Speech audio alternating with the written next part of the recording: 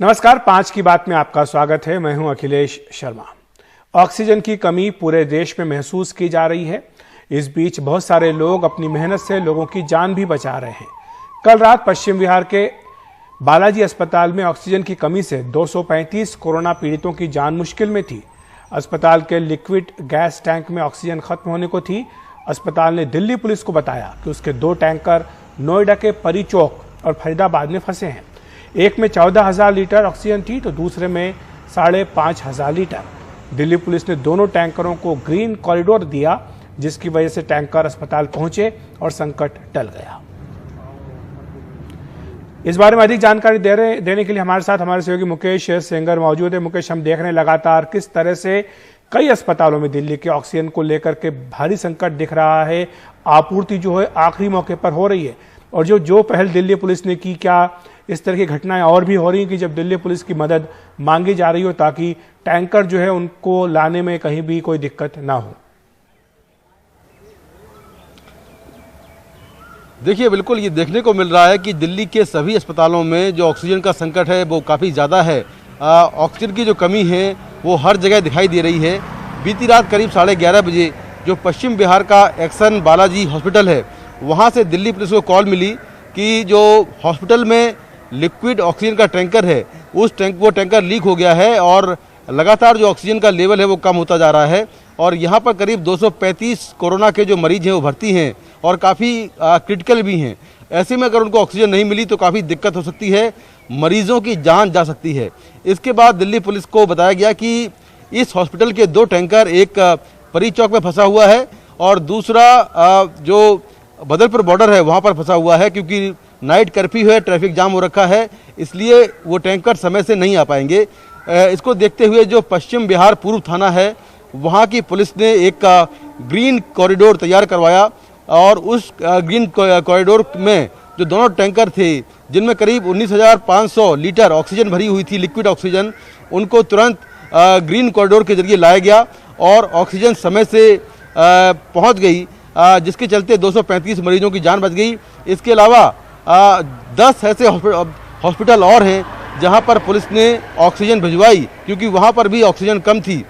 ये मैं देखने को और मिल रहा है कि जितने भी ऑक्सीजन के रिफिलिंग प्लांट हैं वहां पर दिल्ली पुलिस के जवान तैनात कर दिए गए हैं ताकि वहां पर कोई झगड़े न हो पाएँ, क्योंकि ये भी देखने को मिल रहा है कि लोग डायरेक्ट पहुँच रहे हैं ऑक्सीजन प्लांट में और वहाँ पर ऑक्सीजन लेने जा रहे हैं। तो उसको देखते हुए सभी प्लांट में दिल्ली पुलिस के जवान तैनात किए गए हैं ताकि अगर कहीं ज़रूरत पड़ती है तो पुलिस ऑक्सीजन के सिलेंडर को एस्कॉर्ट करे और अस्पताल तक पहुंचाए। जी, शुक्रिया मुकेश आपका इस तमाम जानकारी के लिए। तो दिल्ली पुलिस ने अच्छी पहल करते हुए 2 टैंकर जो है उनको पहुंचाया अस्पताल में। इससे कई मरीज की जो है जान बची है। और कोरोना की इस लहर में जिंदगी बचाने के लिए जो चीज सबसे ज्यादा जरूरी है वो है ऑक्सीजन। देश भर के अस्पतालों में जिस तरह की किल्लत हो रही है, वैसे में अगर कोई शख्स आपको ऑक्सीजन मुफ्त में मुहैया करा रहा है तो वो किसी फरिश्ते से कम नहीं है। मुंबई के मालाड में एक ऐसे ही शख्स हैं, शाहनवाज शेख, जो ऑक्सीजन मैन के नाम से जाने जा रहे हैं। पिछली लहर में ऑक्सीजन की कमी के चलते दोस्त की पत्नी की मौत होने के बाद शाहनवाज ने लोगों की मदद करने की ठानी, खुद का वॉर रूम बनाया, जरूरतमंदों तक मुफ्त ऑक्सीजन पहुंचाने लगे। इस बार भी दिन रात मदद में जुटे हैं, लेकिन बहुत परेशानियों के साथ। शाहनवाज बताते हैं कि जहां पिछली बार एक दिन में 50 कॉल आते थे, इस बार 500 कॉल आ रहे हैं, यानी 10 गुना कॉल बढ़ गए हैं। डिस्ट्रीब्यूटर से भी ऑक्सीजन मिलने में काफी मुश्किलें आ रही हैं, फिर भी मदद का हौसला बरकरार है। उनसे बात की हमारी सहयोगी पूजा भारद्वाज ने।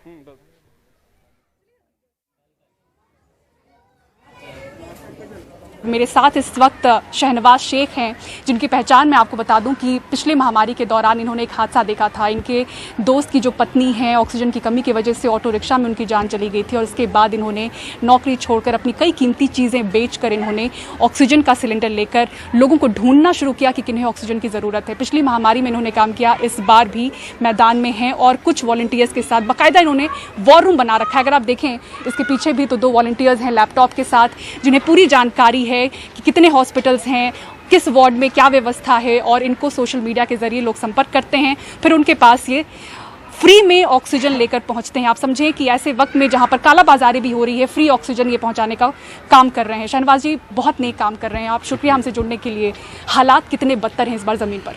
और देखिए मैडम, हालात बहुत ज़्यादा बदतर हैं। पिछले साल से अगर हम कंपेयर करेंगे तो पहले अगर हमें दिन में 50 कॉल आते थे, अभी 500 कॉल आ रहे हैं। 500 कॉल्स एक दिन में आपको ऑक्सीजन के लिए आ रहे हैं? जी, और उससे ज़्यादा ही मैं कहूँगा। मैं देख पा रही हूँ काफ़ी वॉलंटियर्स हैं आपके साथ। देखिए, इसमें से कुछ बच्चे हैं जो कॉलेज स्टूडेंट है, कोई है जो जॉब करता है। बताएंगे आप ये जो वॉर रूम आपने सेटअप किया है, क्यों आपको करना पड़ा और किस तरह से काम करते हैं आप यहाँ पे? ये वॉर रूम इसलिए हमने बनाया क्योंकि हमने जब देखा कि बीएमसी का वॉर रूम से काम नहीं हो पा रहा है, तो हमने सोचा कि हम अपनी एक वॉर रूम बनाएंगे, ताकि हम जो सोशल मीडिया से हमें जो लिंक मिलेगा, जो लीड मिलेगी, हम लोग उस पर काम करेंगे। जैसे कि अगर हमें कोई कॉल आता है, जैसे भी कॉल है, अगर किसी को बेड नहीं मिल पा रहा है, क्योंकि क्या होता है ना, कभी कभी अगर किसी का पेशेंट, किसी के घर में कोई मरीज होता है, तो उसके परिवार वाले परेशान हो जाते हैं कि करे तो क्या करे, समझ में नहीं आता है। तो हाँ, वो परेशान होते हैं। बीएमसी हेल्पलाइन पर भी कॉल करते हैं तो उनको निराशा मिलती है। मतलब मैं बोल रहा हूँ, ऑन दी स्पॉट मदद नहीं मिल पाती मैडम। तो अगर हमें कॉल आता है, मैं अपनी टीम को लीड देता हूँ। मतलब जिस तरीके से हम लोग हेल्प कर सकते हैं, हम कोशिश कर रहे हैं लोगों की मदद करें, जिस तरीके से भी कर सकते हैं। भाई को आइडिया आया कि हम क्यों ना लोगों की मदद करें, जो लोगों की जान बचाने की कोशिश करें। तो उसके बाद हम लोगों ने ऑक्सीजन सिलेंडर से स्टार्ट किया। फिर लगा कि ये भी कम पड़ रहा है, तो हम लोगों ने फिर एक ये वॉर रूम बनाया।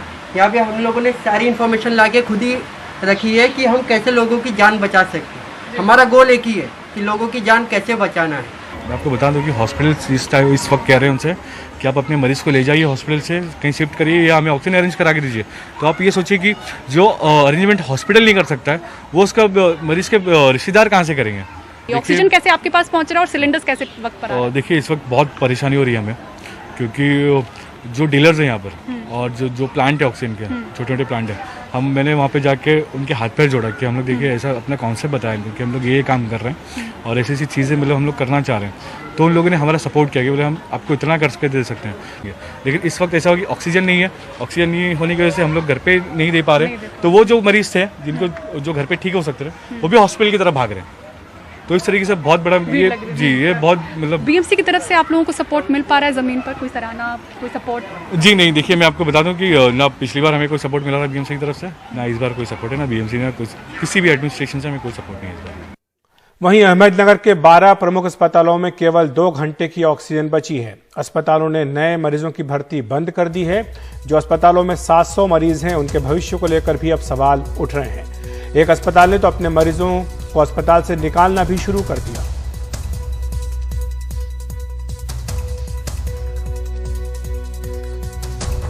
सोहित मिश्रा हमारे सहयोगी हमारे साथ जुड़ रहे हैं। सोहित, ये तो काफी भयावह खबर मिल रही है कि अहमदनगर में सिर्फ 2 घंटे की ऑक्सीजन बची है। क्या कह रहा है प्रशासन वहां के बारे में? देखिए, अभी प्रशासन से बातचीत लगातार चल रही है, लेकिन अगर आप डॉक्टरों की सुनेंगे तो उनका कहना है कि वो लगातार कोशिश कर रहे हैं कि ऑक्सीजन लाई जाए। ऐसे 12 अस्पताल हैं जहां पर केवल 2 घंटों का ऑक्सीजन बचा है। 700 से ज़्यादा ऐसे मरीज हैं जिनको अलग अलग जगहों पर ले जाने की कोशिश की जा रही है। अब इसके सामने भी 2 मसला आ जाता है। जब अब अगर हम बाइट सुनेंगे, जो लोगों की बाइट है वहाँ से, जो हमारे सहयोगी सागर दुस्सल ने भेजी है, उसमें भी जो लोग हैं वो यही कह रहे हैं कि उनको बुलाया गया, उनके मरीज सीरियस हैं और अब उनको यहाँ से शिफ्ट करने के लिए कहा जा रहा है। कई कह रहे हैं कि यहाँ से वो पुणे लेके जा रहे हैं। अहमदनगर से पुणे 120 किलोमीटर दूर है, तो अगर किसी को वहाँ पर ऑक्सीजन की ज़रूरत है और वहाँ से 120 किलोमीटर आप लेके जाना चाहते हैं तो किस तरह की परेशानी होगी, ये एक देखने वाली बात होगी। दूसरी बात यह है कि अहमदनगर में जिस तरह से आज महाराष्ट्र में सुबह 11 बजे तक ये सारी चीज़ें खुली रहेंगी, अहमदनगर में 2 दिन पहले यानी रविवार से ये सारे नियम लागू किए गए थे। उसमें एक नियम ये भी है कि अत्यावश्यक सेवाओं को छोड़कर बाकी अगर आम आदमी है उससे पेट्रोल या डीजल भी सुबह 11 बजे तक दी जाएगी। अगर ऐसे समय में कोई आम आदमी या कोई अपने मरीज को लेकर यहाँ से पुणे आना चाहता है तो ये भी खबर आ रही है कि पेट्रोल और डीजल मिलने पे भी उनको काफ़ी परेशानी का सामना करना पड़ रहा है। यानी अगर कहीं पर सुविधा उपलब्ध भी है तो पेट्रोल या डीजल नहीं होने की वजह से भी परेशानी हो रही है। ऐसे 2 अहम परेशानियां सामने आ रही हैं। हम लगातार कोशिश कर रहे हैं। सोनावने जुड़ गए हैं अहमदनगर से फोन लाइन पर। डॉक्टर साहब, क्या स्थिति है वहां पर? ये बताया गया था कि केवल 2 घंटे की ऑक्सीजन बची है। कुछ आपका संपर्क हुआ है प्रशासन से कि ताकि ऑक्सीजन का इंतजाम हो सके? हाँ जी, अभी तो ऑक्सीजन की जो मात्रा है वो अभी सिर्फ 3 या घंटे के आसपास बाकी है। यहाँ पे for example there are 3-4 hospitals where more than 100 COVID patients are admitted and most of the patients are on oxygen and ventilator. तो ऐसे समय में ये ऑक्सीजन की मात्रा पूरी होनी चाहिए। बट यहाँ का डिमांड बहुत ज्यादा बढ़ गया है। यहाँ भी नगर डिस्ट्रिक्ट में, अहमदनगर डिस्ट्रिक्ट में 60 टन का ऑक्सीजन का डिमांड है, जबकि हमको मिल रहा है सिर्फ 23 टन। बिल्कुल, तो कोई बातचीत हुई आपकी, कब तक मिल पाएगा? कुछ समय सीमा बताई गई हो? एडमिनिस्ट्रेशन तो पूरा कोशिश कर रहा है कि ऑक्सीजन हमें दे पाए, लेकिन अभी जहां तक हमको जानकारी मिली है कि ऑक्सीजन हमको सिर्फ अभी सिर्फ बहुत कम है और आने में 10-11 बज जाएंगे। तो 10-11 बजे तक आ जाता है तो कैसे भी हम मैनेज कर लेंगे, otherwise it becomes very difficult for us to cope up with the demand. And since as I told you कि बहुत सारे पेशेंट्स ऑक्सीजन पे है और वेंटिलेटर पे है, तो ऑक्सीजन मिलना बहुत जरूरी हो गया है। ये 3-4 हॉस्पिटल्स में ऑक्सीजन बहुत ही कम मात्रा में अभी है ऐसा। जी डॉक्टर साहब, बहुत बहुत शुक्रिया आपका। अगर कोई सुन रहा हो, देख रहा हो इस खबर को प्रशासन में, तो कम से कम जल्द से जल्दी वहां पर ऑक्सीजन पहुंचाने की कोशिश करें। सोहित हमारे साथ बने हुए। सोहित, आपने सुना डॉक्टर सतीश को, वो ये कह रहे हैं कि वहां पर अभी दिक्कत है, 2 से 3 घंटे की ही ऑक्सीजन बची है। कुछ आपकी चर्चा हुई है स्थानीय प्रशासन से कि इस बारे में क्या व्यवस्था की जा रही है? जी देखिए, स्थानीय प्रशासन जो मेरी अभी बातचीत हो पाई है, उनका कहना है कि उनकी ओर से कोशिश की जा रही है कि कहीं से फिलहाल जहां पर जो सबसे ज़्यादा ज़रूरी है उन अस्पतालों में, जिसमें जैसे कि इन्होंने कहा कहीं पे 2 घंटा, कहीं पर 3 घंटा, ऐसे जहां पर सबसे ज़्यादा सबसे पहले ज़रूरी है, जिस अस्पताल में सबसे पहले ऑक्सीजन खत्म होने की कोशिश होगी, खत्म हो रही होगी, वहां पर जल्दी ऑक्सीजन पहुंचाने की कोशिश की जा रही है। लेकिन हमने ये भी सुना कि जितनी ज़रूरत है और जितनी ऑक्सीजन मिल रही है, इन दोनों में काफ़ी बड़ा अंतर देखने मिल रहा है। तो इस अंतर को कम करने के लिए क्या कुछ किया जाता है, ये भी देखना अहम होगा। कुछ दिन पहले तो मैं आपको बता दूं, इसी अहमदनगर में प्रशासन ने यहाँ से जो ट्रक भर के ऑक्सीजन पुणे की तरफ जा रहा था, उस ट्रक को रोककर उन्होंने अहमदनगर में लाया ताकि वो अपने लोगों को दे सके। तो ऐसा भी हो रहा है कि जहाँ के जो अधिकारी हैं वो कोशिश कर रहे हैं कि उनके उधर ही मिले ऑक्सीजन। लेकिन जो सबसे बड़ा सवाल है वो यही है कि जब ऑक्सीजन की बड़ी मात्रा में कमी है, तो आखिर इस कमी को खत्म करने के लिए क्या कुछ किया जा रहा है। सरकार ने पहले ही कह दिया है कि 100% जो ऑक्सीजन का प्रोडक्शन होगा उसका इस्तेमाल केवल और केवल मरीजों के लिए किया जाएगा। लेकिन अगर ये कहने के बावजूद अगर ऑक्सीजन कम पड़ रहे हैं तो इसके लिए क्या किया जा रहा है। मुख्यमंत्री को हमने सुना था, उद्धव ठाकरे, उन्होंने कहा था कि हम दूसरे स्टेट से भी लाएंगे और ये भी कोशिश करेंगे कि आर्मी की मदद से, सेना की मदद से हवाई यात्रा के जरिए या फिर प्लेन के जरिए भी ऑक्सीजन लाने की कोशिश की जाएगी। इसका उन्होंने कहा कि प्रधानमंत्री को उन्होंने पत्र भी लिखा है। लेकिन इस पत्र के आगे क्या हुआ, क्या फिर दूसरे जगहों से ऑक्सीजन आना शुरू हुआ, इसके ऊपर कोई क्लैरिटी अब तक नहीं मिली। ऐसे कई सारे सवाल हैं। आपको मैं बता दूं, 2 दिन पहले जिस मुंबई में मैं मौजूद हूं, वहां पर 16 ऐसे अस्पताल थे जहां से ऑक्सीजन खत्म हो गए थे। भाभा अस्पताल से रात को लोगों को शिफ्ट करना पड़ा। एक मरीज का हमने सुबह इंटरव्यू किया था, शाम को उसकी मौत हो जाती है ऑक्सीजन नहीं मिलने की वजह से। तो लगभग सभी जगहों पर इसी तरह के हालात है, कहीं पर ज्यादा है, कहीं पर कम है, और इसे कम करने के लिए कुछ नहीं किया जा रहा है। जो डॉक्टर साहब कह रहे हैं कि 2 से 3 घंटों का समय बचा है, ये देखना अहम होगा कि इस 2 से 3 घंटों में वाकई क्या कुछ होता है। वरना बड़ी मात्रा में जो हमने सुना कि ऑक्सीजन बेड पर और वेंटिलेटर पर पेशेंट्स हैं, उनके ऊपर ये पूरी बात बन जाएगी और उनका इलाज चल रहा है। कमी है तो ऑक्सीजन की कमी है, कहीं ना कहीं प्रशासन की प्लानिंग का असर इन मरीजों पर पड़ता हुआ नजर आ रहा है। जी शुक्रिया सोहित आपका इस तमाम जानकारी के लिए। तो उम्मीद ही कर सकते हैं कि जो लोग भी इसको देख रहे होंगे, इस खबर को, अहमदनगर में जल्द से जल्द ऑक्सीजन पहुंचाने की कोशिश करें। हम इतनी अपनी ओर से गुजारिश उनसे कर सकते हैं। शुक्रिया आपका सोहित इस तमाम जानकारी के लिए। वक्त एक ब्रेक का। महाराष्ट्र में केवल अहमदनगर में ही ऑक्सीजन की दिक्कत नहीं है, बल्कि मुंबई से भी इसी तरह की खबरें आ रही हैं। मुंबई और आसपास के अस्पतालों से मरीजों को जल्दी डिस्चार्ज किए जाने की शिकायत भी सामने आई है। सामाजिक कार्यकर्ता सहिल रेशमवाला ने ऐसी ही अस्पताल से डिस्चार्ज की गई एक महिला को ऑक्सीजन सपोर्ट देकर बचाया और उनका ये वीडियो शूट किया है।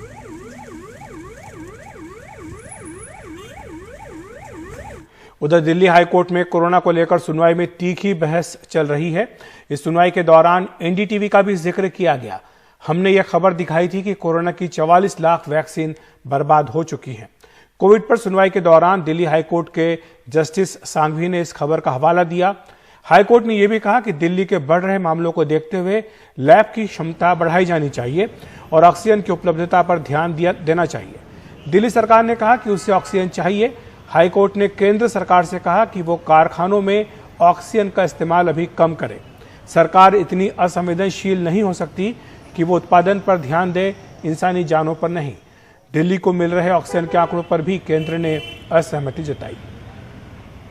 हमारे सहयोगी आशीष भार्गव हमारे साथ जुड़ गए इस खबर पर चर्चा करने के लिए। आशीष, क्या दलीलें जो दी गई हैं दिल्ली सरकार की ओर से, केंद्र सरकार अपनी ओर से दलीलें दे रही, तो आखिर इसमें किस तरह का रुझान दिख रहा है आपको कि सुनवाई किस तरफ जाती हुई दिखाई दे रही है?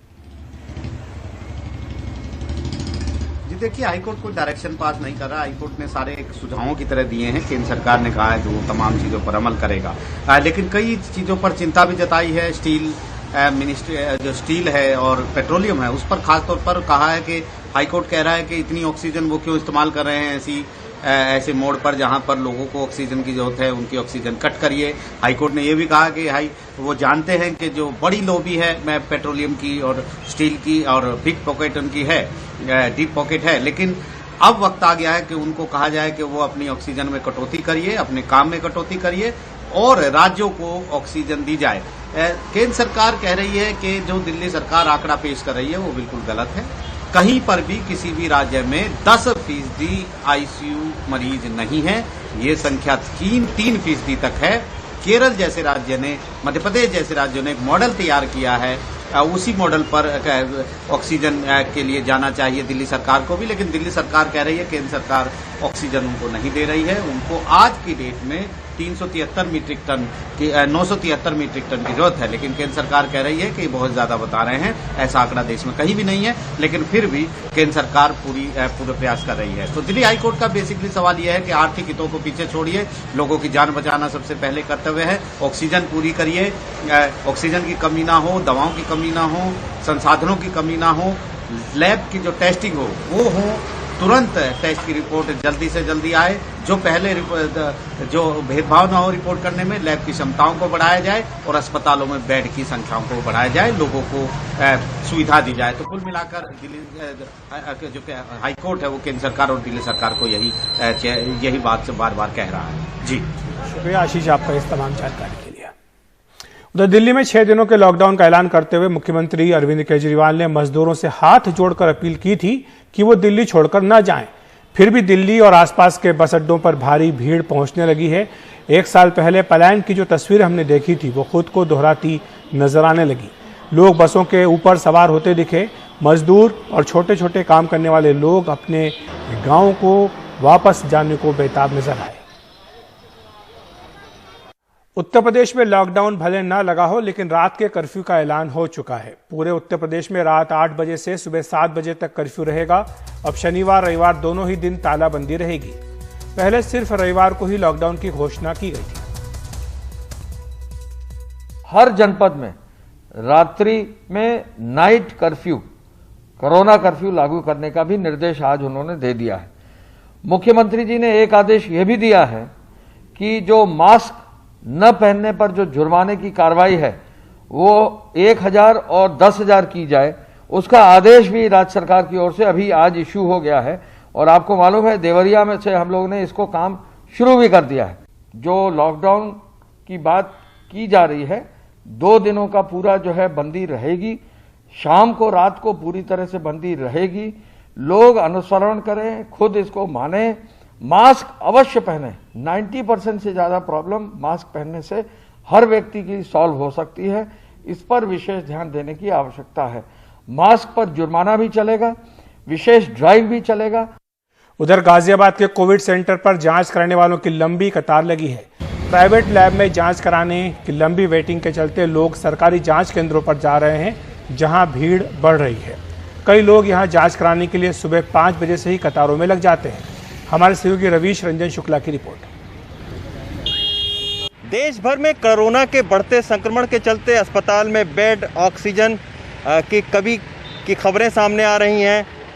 दवाएं जो है वो पूरी तरीके से नहीं मिल पा रही हैं। और ये आप देखिए कि मैं इस वक्त गाज़ियाबाद में खड़ा हूं और एक लंबी कतार यहाँ पर सुबह से लगी है कोरोना के टेस्टिंग कराने वालों की। सैकड़ों की तादाद में लोग यहाँ पर खड़े हैं और सुबह 5 बजे से लोग खड़े हैं यहाँ पर। ये आप देखिए कि सड़क के दोनों तरफ, सड़क के इस तरफ और सड़क के दूसरी तरफ लाइन में लोग खड़े हैं। तमाम बुजुर्ग, युवा यहाँ पर हैं। 170 पर डे करा रहे हैं, उससे ज़्यादा नहीं करा रहे हैं। 170। अच्छा, कल आप यहाँ पर कितनी देर से खड़े हैं? सर 2 दिन से यहाँ पे आ गए हैं। सुबह 8 बजे से लाइन लगती है, 170 कराते हैं, उसके ऊपर नहीं कराते हैं। 2 दिन से वापस चले गए हम। आप यहाँ पर कब से खड़े हैं और क्या आप लोगों ने निजी लैब आप गए थे टेस्ट करवाने के लिए? हाँ, निजी लैब में जो रिलेटिव लोग करवा रहे हैं वो बता रहे हैं कि वेटिंग आ रही है। अच्छा। हाँ, और निजी लैब वाले खुद ही मना कर रहे हैं कि मतलब अगर सिम्टम्स नहीं है या कुछ नहीं है तो हमारे यहाँ कम से कम इतने दिन की वेटिंग चल रही है। प्राइवेट लैब में क्यों नहीं आप लोग अप्रोच करते हैं? यहाँ पर कोई बता रहा है कि 2-2 दिन से यहाँ पर खड़े हुए हैं कोविड के टेस्ट करवाने के लिए। आप भी सुबह 5 बजे से आए। प्राइवेट वाले ले ही नहीं रहे ना, कर ही नहीं रहे, वेटिंग लगी हुई है वहाँ पर। अच्छा। हाँ, वो कह रहे हैं आइए 28-29 तारीख की डेट दे रहे हैं, तो ले ही नहीं रहे। प्राइवेट वाले पैसे भी मनचाहे ले रहे हैं। अच्छा, पैसे कितना ले रहे हैं? कोई कह रहा है 700, 1200, 1500, अलग अलग लैब के अलग अलग रेट है। 700 रुपए से लेके 2000, 2500 तक ले रहे हैं। आप लोगों में से कोई? और रिपोर्ट में भी डिले है, 10 दिन का वेट। आज मैंने टेस्ट कराया तो 10 दिन में रिपोर्ट आएगी, उसके बीच में ही संक्रमित हो जाऊंगा फिर। तो ये आप देखिए कि ये लगातार जो कोविड टेस्टिंग सेंटर में भीड़ है वो लगातार बढ़ रही है, क्योंकि जो प्राइवेट टेस्टिंग सेंटर हैं वो एक लंबी वेटिंग दे रहे हैं। तो इसी के चलते ये आप देखिए कि एक लंबी कतार यहाँ पर लगी हुई है सड़क के दोनों तरफ। जो लोग थक गए हैं, बुजुर्ग हैं कतार में खड़े हुए, वो अब यहाँ पर बैठ गए हैं। तो ये हालात दिल्ली NCR के टेस्टिंग सेंटर की है कि ये कतार जो है वो लंबी होती चली जा रही है जैसे जैसे दिन बढ़ रहा है। और लग ऐसे रहा है कि व्यवस्था जो है वो बनाने में भी सरकार के सामने एक बड़ी चुनौती है। गाजियाबाद से रवीश रंजन शुक्ला, NDTV इंडिया। मध्य प्रदेश के भोपाल में कोरोना से मरने वालों का आंकड़ा लगातार बढ़ रहा है, जिसके कारण शमशान घाट में अंतिम संस्कार के लिए जगह कम पड़ रही है। भोपाल के एक ऐसे ही शमशान घाट का हाल बता रहे हैं हमारे सहयोगी अनुराग द्वारी। पूरे मध्य प्रदेश में कोरोना से संक्रमित मरीजों की आज का जो मौत का आंकड़ा है वो 79 है, भोपाल में 5। अब आप देखिए ये भदभदा विश्राम घाट है जो एक कोविड डेजिग्नेटेड ये भी शमशान भूमि है, और इसके अलावा सुभाष नगर भी है मध्य प्रदेश की राजधानी भोपाल में। तो यहाँ पर आप देख सकते हैं कम से कम यहीं पर आपको 10 से 12 चिताएं अभी भी जलती हुई दिख जाएंगी। और इसी भदभदा में दूसरी तरफ भी आप देखेंगे यहाँ पर भी जो शमशान भूमि है ये सारे कोविड संक्रमितों के लिए ही है, और यहाँ पर भी आप देखेंगे कि लगातार लाशें जल रही हैं, किसी के अपने हैं। और जो सरकारी आंकड़े हैं उनके लिए सिर्फ एक ये नंबर है, संख्या है, लेकिन किसी के अपने हैं। कुछ दिनों पहले जब यहाँ आए थे तो एक बिटिया ने कहा था कि वो देखो मेरी माँ धुएं में जा रही है। इस तरह के कई सारे, आप जब यहाँ पर आते हैं तो आप इस तरह के कई सारे ऐसे वाक़यों से दो चार होते हैं। सरकार बार बार कहती है कि हमें आंकड़े छिपाकर कोई अवार्ड नहीं मिलने वाला, लेकिन हम भी ये बताना चाहते हैं कि आंकड़े बताकर हमें भी कोई अवार्ड नहीं मिलने वाला। लेकिन कम से कम एक बात तो तय हो जाएगी कि सरकार कुछ छिपा नहीं रही है, सारी बातें पारदर्शी तरीके से हो रही हैं, और ये तस्वीरें उसी की गवाही देती हैं। बस इतना ही सरकार को कहना है कि आंकड़े बताकर हमें भी कोई अवार्ड नहीं मिलेगा या कोई खुशी नहीं मिलती, लेकिन जो सच्चाई है वो कैमरे की आंख से आप देख सकते हैं। भोपाल से कैमरा पर्सन रिजवान खान के साथ अनुराग द्वारी, NDTV इंडिया। कोरोना के बढ़ रहे मामलों को देखते हुए झारखंड में भी लॉकडाउन लगाने का फैसला किया गया है। इसे स्वास्थ्य सुरक्षा सप्ताह कहा गया है। आवश्यक सामानों को छोड़कर सभी दुकानें बंद रहेंगी, जरूरी कार्यालयों को छोड़कर भी सभी कुछ बंद रहेगा। हालांकि धार्मिक स्थल खुले रहेंगे, लेकिन वहां श्रद्धालुओं को जाने की इजाजत नहीं होगी। बिना जरूरी काम से घरों से निकलने पर भी रोक लगा दी गई है। हमने 22/4/2021 यानी परसों से 29/4/2021 तक स्वास्थ्य सुरक्षा सप्ताह का सभी को अनुपालन करने का निर्णय लिया है। आवश्यक सामग्री की दुकानों को छोड़कर अन्य सभी दुकानें बंद रहेंगी। कृषि, उद्योग, निर्माण एवं खनन कार्य की गतिविधियां चलती रहेंगी।